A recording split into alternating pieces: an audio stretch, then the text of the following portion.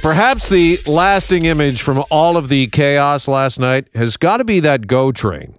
That GO train that was going from Union Station to Richmond Hill, submerged and stuck on the DVP near Pottery Road. I want to welcome onto the air here now Jarell Greyarte, Elena Varava. They were both on that GO train, and they join us here on Talk Radio AM 640. Jarell, Elena, good afternoon. Good afternoon. How are you doing? Well, thanks. Jarell, let me start with you here. How long were you stuck there, stuck on that GO train? I was stuck on the GO train until about midnight. And you first got on when, I'm sorry, around 4 or 5 in the afternoon? 5:20. I think total commute time was about 10 hours. From door to door. Elena, how long were you stuck? Just about the same. I think we began evacuation just before midnight. Okay, So when were you made there. aware that something was wrong, Elena?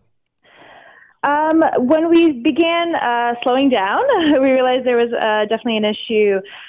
Flooding around that area on tracks is fairly common, so I wasn't surprised by it.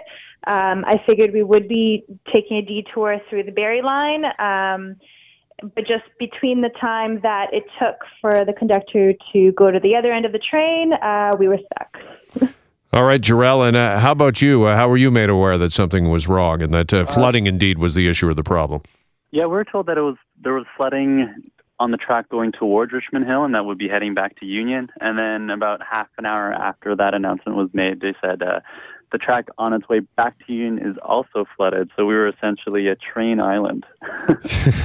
Now, did water actually seep into your car? On the main the bottom floor, yeah, there was about a foot of water.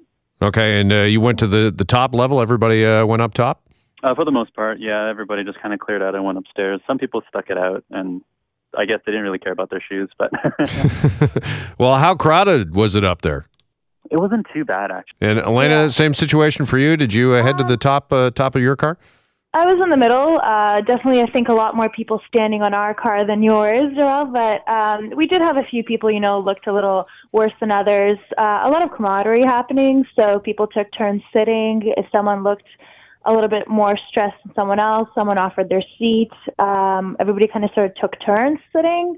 Okay, see, this is interesting, and that was going to be my next question. What was the feeling, Elena, amongst fellow passengers? Because I'm kind of thinking, an hour, 1 or 2, it's a little different, maybe kind of fun, but then all of a sudden as the hours pass and the temperature rises, so do people's tempers, and did anybody kind of get out of hand, tempers boil over?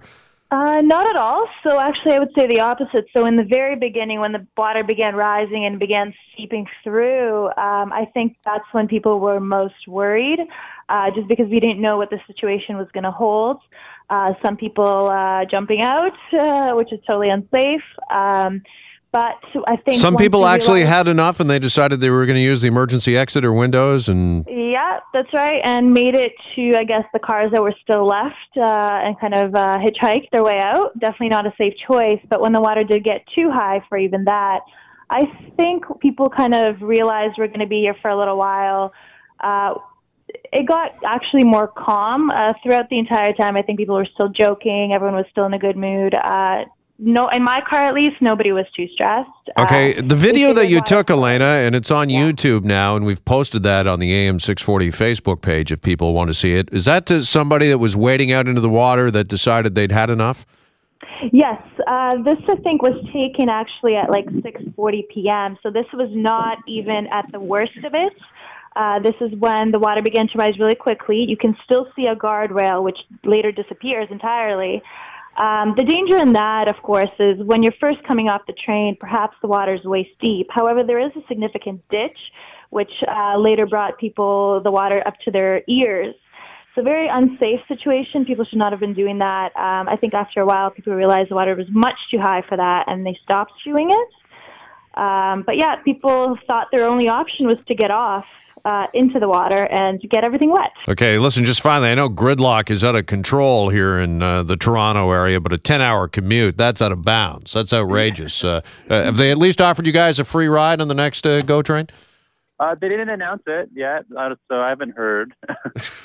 I guess the point, though, is, this is such a crazy disaster, I can't really blame anyone for this. I think everyone, all the crews at, the Toronto Marine Unit, EMS, firefighters, I think everyone did such a great job in helping us out. As soon as we did get to Brickworks, water, granola bars were given us. We were shuttled off. Everything was very fast, efficient. I think despite everything, I had a great time.